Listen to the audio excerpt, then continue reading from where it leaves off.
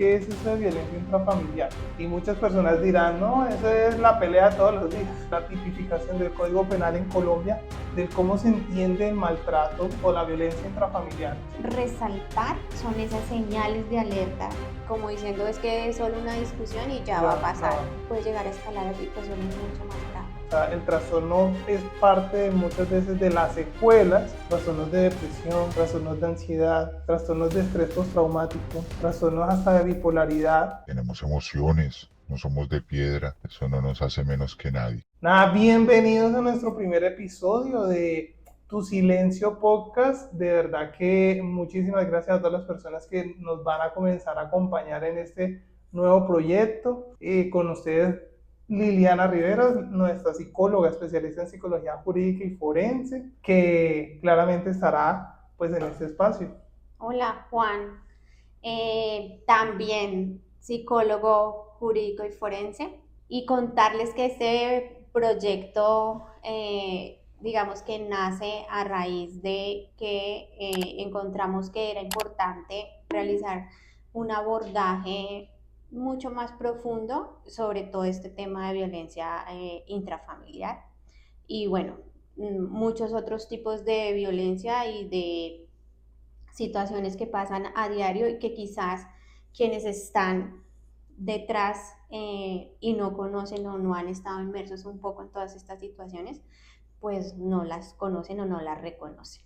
Específicamente para mí, importantísimo poder resaltar todo este tema, pero enfocado hacia los hombres, porque quizás se les ha desconocido un poco todo este tipo, perdón, de violencia intrafamiliar, violencia sexual, acoso laboral, que también les ocurre, pero que no es tan evidente hoy en día para la sociedad.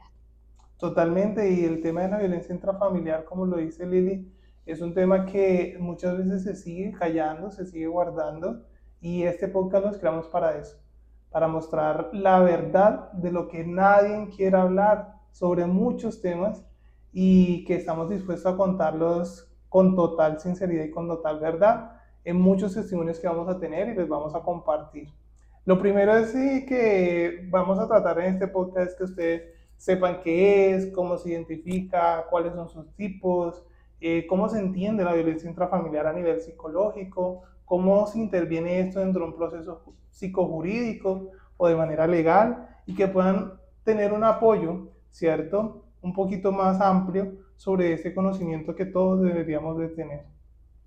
Sí, en el mundo cada año hay millones de personas que son víctimas de violencia en el hogar, de violencia intrafamiliar, pero digamos que nos podríamos llegar a preguntar cómo comienza, por qué es tan difícil salir de ese círculo de la violencia y entonces con este podcast queremos ayudar a responder esa serie de preguntas. Pues de una vez vamos a comenzar con la definición de qué es eso de violencia intrafamiliar, ¿cierto? Y muchas personas dirán, no, eso es la pelea de todos los días. O no, eso es cuando me pegan, ¿sí? O cuando nos pegamos o nos golpeamos o cuando discutimos o creemos muchas veces que solamente es entre parejas. Pero yo creo que Lidia hay que darles una definición clara, que las personas entiendan esto es violencia, ¿listo?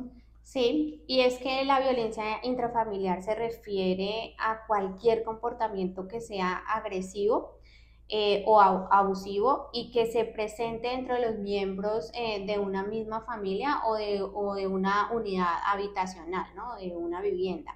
Este tipo de violencia básicamente no se limita solamente a lo que es la agresión física, que es supremamente importante recalcar, porque muchas personas piensan que solo los golpes, podríamos decirlo así, significa que existe violencia, sino que existen otras formas de manifestarse y estas pueden ser, digamos, todo lo que tenga que ver con violencia física, porque ahí podíamos mencionar lo que son los golpes, los empujones, que muchas personas también, digamos que no lo tienen en cuenta o lo dejan desapercibido y piensan que esto no es violencia, ¿cierto?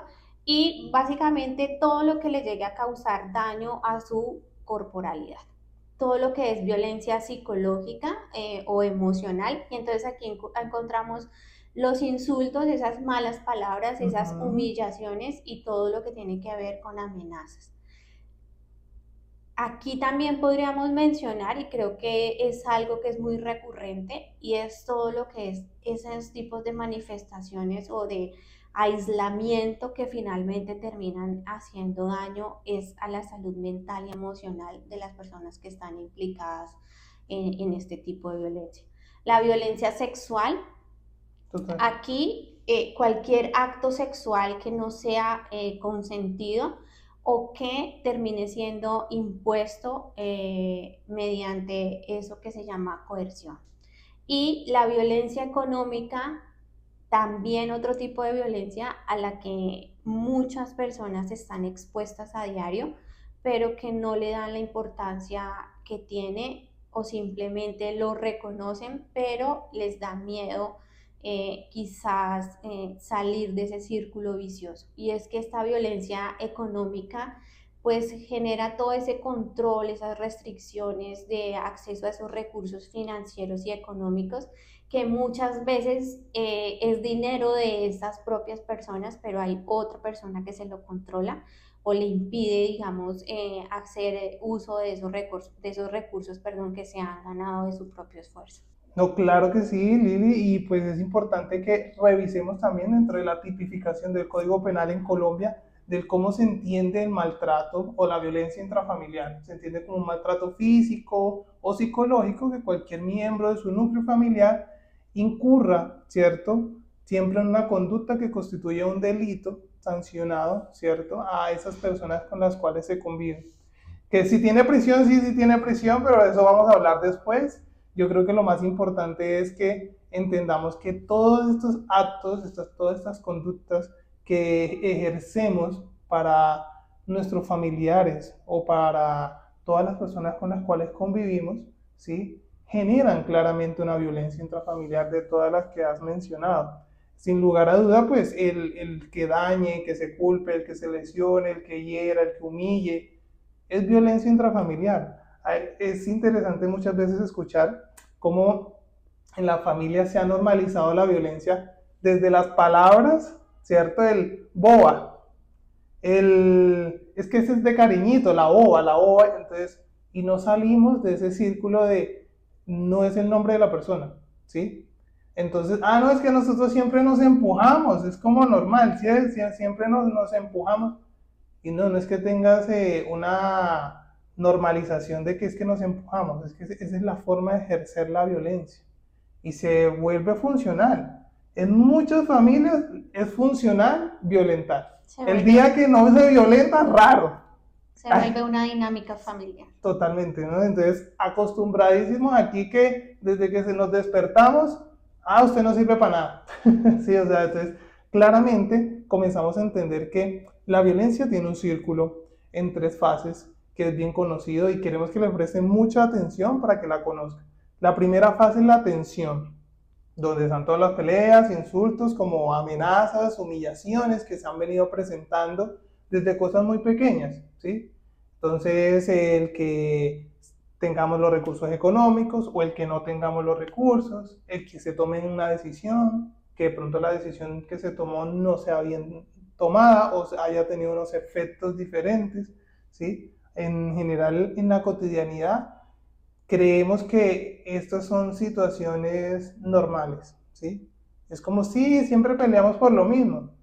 No, el problema no es que peleen, es que ya se adaptaron a la dinámica de la violencia intrafamiliar.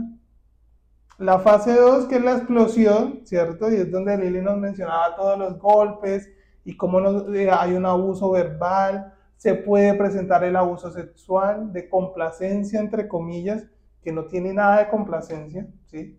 El querer instigar a que se obligue, a que se coercione la relación sexual en pareja o entre miembros de la misma familia. Porque nosotros pensamos que es que las parejas dicen que eso no es violencia. Sí, hay parejas que dicen todavía, no, eso no es violencia. Porque yo para tenerlo feliz, dicen. Suele pasar. Y por el otro lado, cuando efectivamente eh, por situaciones muy, pero muy raras, se normaliza el abuso sexual o se normaliza la violencia sexual, ¿cierto? También, ¿sí? Con menores de edad, que será otro tema que también debemos profundizar más adelante. Sin embargo, de este círculo de violencia siempre llegaremos a una luna de miel. Y esa es la favorita de todas las parejas que vamos para la luna de miel y ese arrepentimiento profundo de yo me comprometo a cambiar y yo quiero hacerlo mejor y se comienza a hacer un acto de manipulación.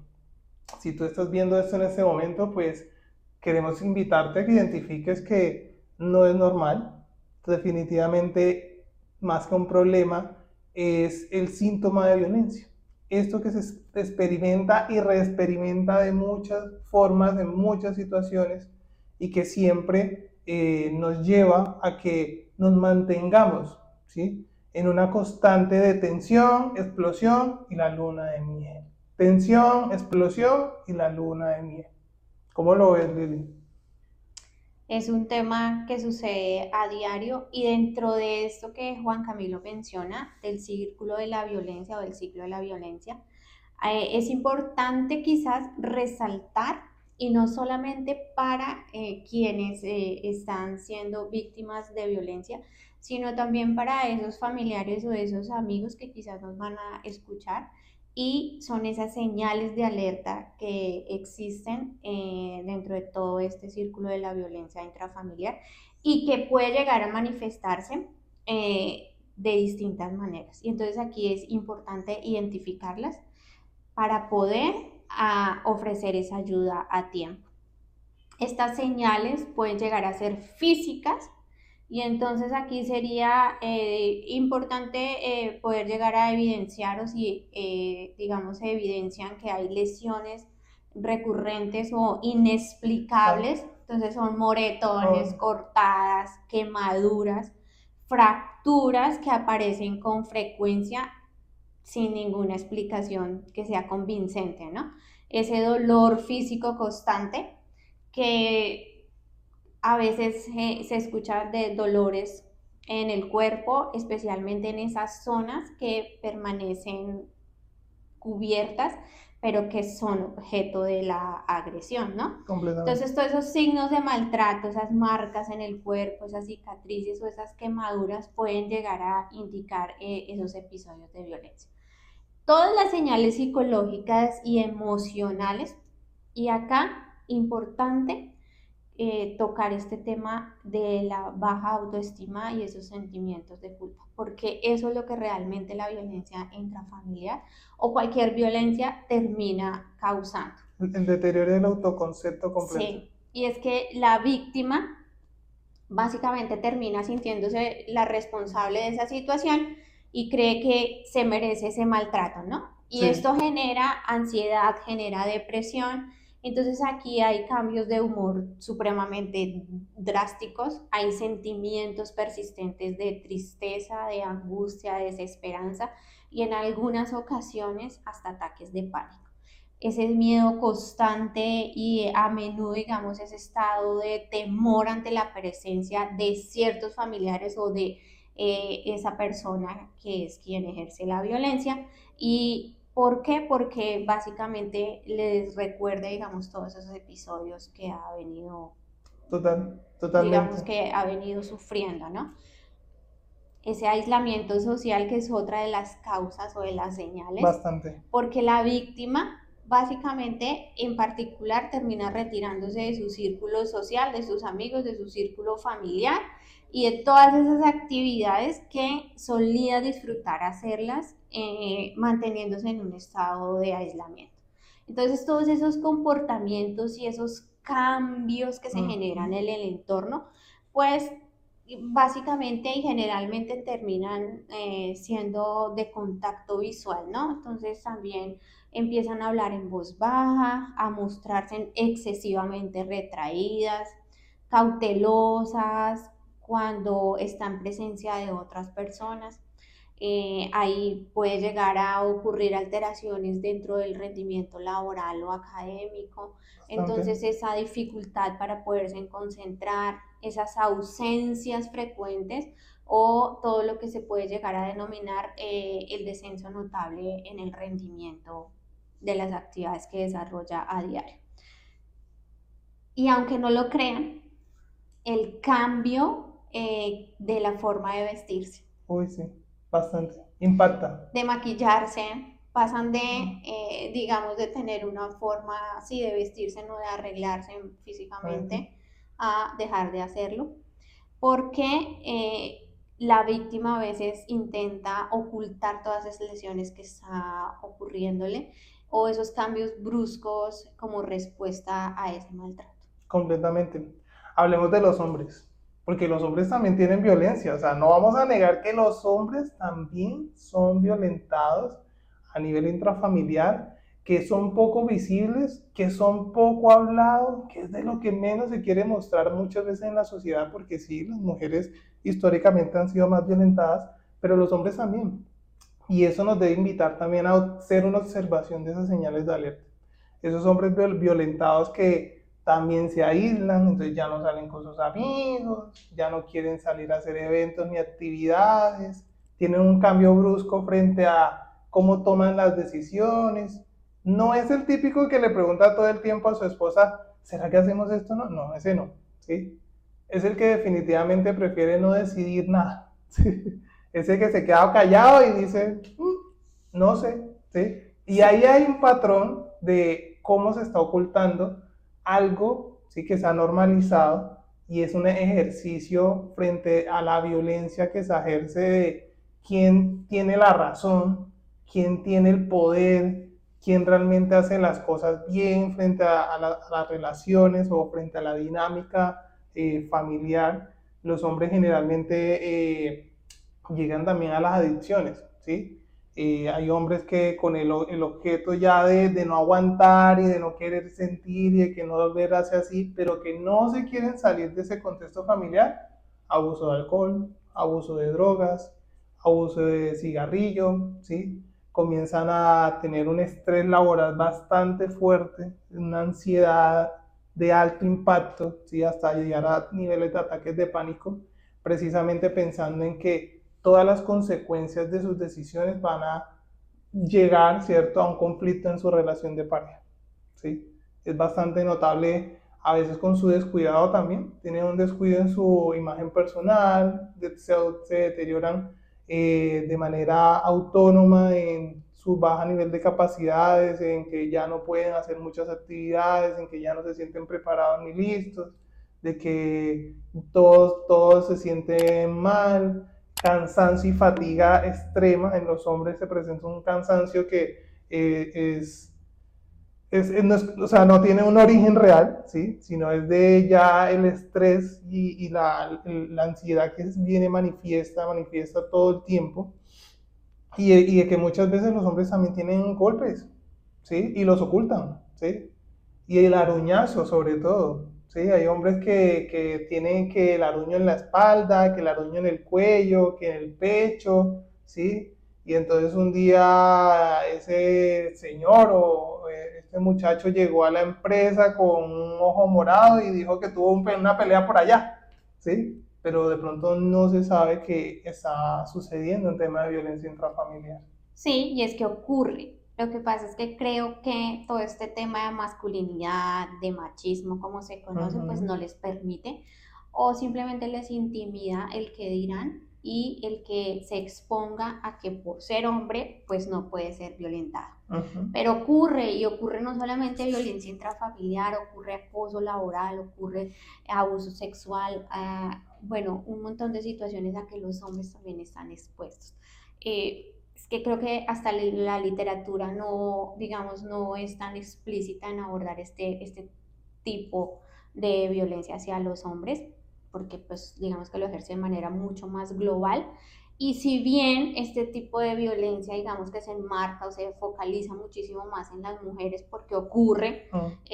pues Pues mucho más mayoritariamente las mujeres. hacia las mujeres, pues los hombres también la sufren. Pues es que no se visibiliza de la misma forma porque no se saca a la luz o simplemente no se denuncia, entonces pues no se conoce de la misma manera. Totalmente. Dentro de todas estas señales de alerta que existen, esa detección y esa ayuda pues va a permitir reconocer entonces estas señales y que se intervenga y se busque ese apoyo necesario.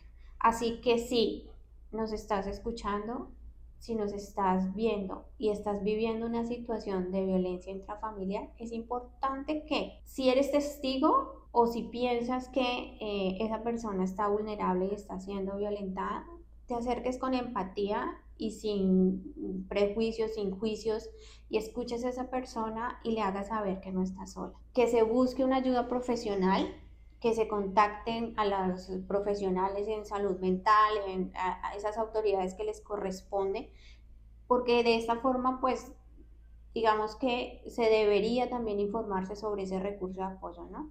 En Colombia existen comunidades, existen líneas de ayuda, existen refugios y sobre todo también esas asesorías legales especializadas en este tema. Completamente, Lili. No, muchas de las consecuencias que siempre van a traer a nivel psicológico todas las violencias, no solamente será el deterioro de la identidad, su autoconcepto, su autoestima, sino muchos trastornos, ¿sí? Porque creemos que el trastorno es como algo inmediato y no. O sea, el trastorno es parte de muchas veces de las secuelas, ¿sí? Que pueden dejar, ¿sí? O como del daño psicológico, secuelas clínicas o el daño psicológico que realmente llega a afectar a una persona el haber vivido esta violencia de manera dinámica durante mucho tiempo. Trastornos de depresión, trastornos de ansiedad, trastornos de estrés postraumático, trastornos hasta de bipolaridad, en tal dado caso que la afectación llegue a un nivel bastante alto. Y imagínense que muchas veces en el contexto de lo que entendemos como las personas que son consumidoras, pueden estar llegando al consumo, ¿cierto? Evitando un conflicto, evitando una violencia intrafamiliar. Entonces, este trastorno también de consumo frente a sustancias psicoactivas, ese diagnóstico también hace parte muchas veces de cómo se han refugiado dentro de ese consumo para retirarse y para evitar toda esa violencia intrafamiliar que han vivido. Estamos hablando de todas las personas, no estamos hablando solamente de parejas, estamos hablando de menores de edad, estamos hablando de jóvenes, adolescentes, adultos mayores, estamos hablando de tíos, primos, abuelos, porque la violencia intrafamiliar no es en pareja solamente. También debemos comenzar a entender que todas estas consecuencias psicológicas las puede marcar en cada uno de ellos y en el desarrollo de la vida de cada persona, ¿sí? Entonces, de esto pues queremos contarles que tenemos un testimonio y ese testimonio que queremos que escuchen a continuación. Mi experiencia de haber vivido violencia en mi relación de pareja no es nada sano, no es bueno, no es agradable. Es algo que no deberíamos permitir ninguno de nosotros, sea hombre o sea mujer. La violencia en una pareja, sea violencia física y psicológica, no lo deberíamos permitir. Destruye la autoestima, hace perder nuestro enfoque, nuestros sueños se ven truncados o atrasados, el amor propio se pierde totalmente y al perderse el amor propio se pierde el amor hacia los demás y creemos de que ese amor hacia los demás eh, realmente es una dependencia total emocional. Son eventos traumáticos fuertes que no debería vivir ningún ser humano. Siento que para que esto cambie, nosotros los hombres, no siendo en un aspecto machista ni feminista, es de que nosotros podamos levantar la mano, sí, decir con honestidad y con claridad y con total transparencia lo que se está viviendo, lo que se está sintiendo. Ir al psicólogo es bueno. Yo le agradezco mucho al doctor por el tipo de terapia y de tratamiento que hace. Tiene un inicio, tiene un fin. Y el ir al psicólogo, el saber que somos seres humanos, también somos vulnerables, sentimos, tenemos emociones, no somos de piedra, eso no nos hace menos que nadie. Culturizar de que los hombres también vivimos cosas fuertes, de que aquí no es rasgos de hombre o mujeres, sino de seres humanos que sentimos, seres humanos que cometemos errores, seres humanos que sufrimos violencia y que podemos decir, la estamos viviendo, pero hay una solución y hay un camino. El consejo es de que a los hombres como tal, somos muchos o varios los que sufrimos o estamos sufriendo el abuso por parte de nuestras parejas. Abuso psicológico y físico, llevándonos a límites, haciéndonos sentir los culpables de todo y llevándonos hasta extremos de casi pensar en el suicidio. Por lo mismo de que nosotros como hombres llevamos mucho silencio con respecto a lo que sentimos. Y nosotros sentimos, nosotros debemos saber interiorizar nuestras emociones, nuestros sentimientos y también saber poner límites con respeto, con claridad, con amor, todo basado en el amor, en la tranquilidad de que uno puede colocar esos límites. Pero nosotros los hombres también podemos levantar la mano y decir, no darnos pena, no darnos temor, no darnos vergüenza, sino levantar la mano y decir, esto me está sucediendo, no lo deseo más, pero tener un buen camino en la vida. Juan, y mira lo importante de que, digamos, que se le haga el manejo adecuado y a tiempo de este tipo de violencia. Cuando esto no se maneja de manera correcta, pues esto podría llegar a escalar a situaciones mucho más graves, donde nos podría o la persona se podría ver inmersa en situaciones de homicidios y hasta de suicidios. Y es que recuerden que la violencia en el hogar o bueno, la violencia en general no solo deja heridas físicas, sino unas cicatrices emocionales profundas. Para nosotros también es importante mencionar qué debes hacer tú si eres testigo o si eres víctima. Para las personas que están siendo víctimas en este momento de la violencia, queremos decirles que no están solas, que no es culpa de ustedes, que busquen hablar con alguien de confianza, que identifiquen esos recursos de apoyo y que si llegas a estar en peligro, busques ayuda de inmediato. Totalmente. Y yo creo que debemos también darle participación a la institucionalidad. Digamos que hay instituciones que brindan recursos, ¿sí?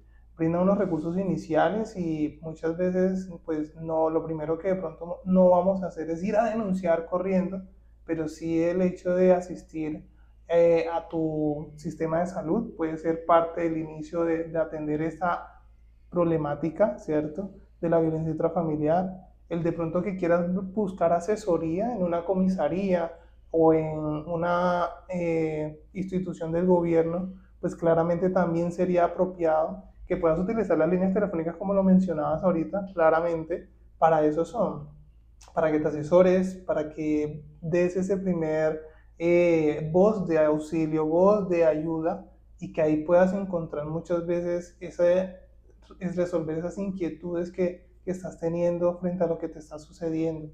Probablemente nosotros quisiéramos que muchas de las situaciones de violencia intrafamiliar acabaran de un día para otro. En muchos casos no sucede así, ¿sí? Se vuelve probablemente un poquito más complejo y en muchas ocasiones pues tendremos que tener muchos más recursos frente a ello. Pero lo más importante es la ayuda. Sí, importante. Pero también si eres testigo, ay, no minimicen el problema, como diciendo es que es solo una discusión y ya va a Ya, pasar. no, Escuchen a la persona sin juzgar y ofrezcanle su ayuda. Quizás préstenle el teléfono, denle refugio, pero no dejen desapercibido esas señales de alerta que existen para las personas que están sufriendo violencia. Y hay que dar el primer paso para poder salir de ese ciclo de violencia que mi compañero, que Juan mencionó, porque si no vas a seguir inmersa y como les mencioné, puede llegar a escalar a situaciones mucho más graves. completamente. Ser testigo es vital. Ser testigo es saber que no eres, que es lo típico, ¿no? El chismoso o la chismosa, ¿sí? No, ser testigo es saber que tú estás apoyando el proceso de vida de alguien, ¿cierto? Que a futuro, ¿sí? Va a tener estabilidad, va a tener claramente su desarrollo emocional, que va a tener un proceso de vida diferente, ¿sí? Y no inmerso dentro de la violencia. Entonces los testigos muchas veces creen que como yo no me meto en eso, ¿sí? Ya nos hemos acostumbrado al yo no me meto, ¿no? Y muchas veces puede ser hasta indirectamente la ayuda. Tú también puedes brindar información a las instituciones, ¿sí? O ante las entidades que requieran observar, conocer de esa violencia que se esté presentando en cierto lugar. Con solamente una llamada puedes cambiar y ayudar a una persona en muchas cosas. A nivel público o a nivel privado, que ay, es que se escucha allá en la casa, que es que se siente como que el ambiente no, pues dalo a conocer, de pronto muchas veces esa ayuda, ¿cierto? Puede hacer que esa familia mejore o que de pronto no comience la violencia, porque por eso es que muchas veces no se llega a la ayuda, porque creemos como, eso pasa una vez y eso no vuelve a pasar. Nunca había escuchado gritos en esa casa, pero fue una vez y no volvió a pasar. Pues de esa vez, ojalá jamás se vuelva a repetir, pero necesitamos dar conocimiento, así sea indirectamente a una institución, una entidad, a las autoridades pertinentes, pero hacerlo. Es que la violencia intrafamiliar, digamos que no es un problema o es una situación privada, Sí, es un problema social y no podemos ignorarlo, no podemos callarnos. Y si eres víctima, recuerda que siempre hay una salida, pero para esa salida hay que dar un primer paso. Y si eres tú quien conoce a alguien que está en peligro, sé su apoyo, porque juntos van a poder salir y van a poder romper ese silencio. totalmente.